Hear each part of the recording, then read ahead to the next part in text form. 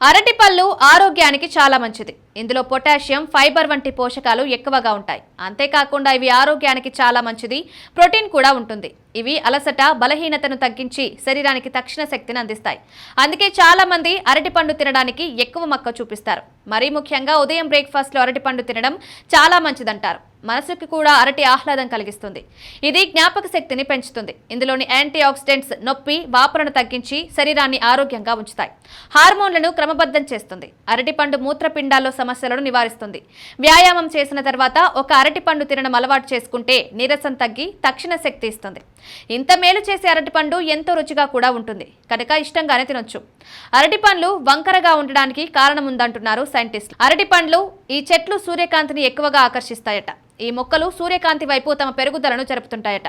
ముఖ్యంగా అరటిపండ్లు పెరిగే కొద్దీ సూర్యరశ్మి వైపు తిరుగుతాయట. అరటిపండ్లు వంకరగా ఉండడానికి ఫోటోట్రోపిజం కారణమంటున్నారు శాస్త్రవేత్తలు. ఎందుకంటే అరటిపళ్ళలోని కణాలు సూర్యరశ్మి వైపు తిరగడం ప్రారంభిస్తాయట. అలా అరటిపండ్లు పైకి పెరిగి నెమ్మదిగా వంగుతాయంట. అందువల్ల ఇవి వంకరగా ఉంటాయి. దీనిని నెగటివ్ జియోట్రోపిజం అంటున్నారు శాస్త్రవేత్తలు. దీనివల్లే అరటిపండ్లు కాస్త వంకరగా ఉంటాయి.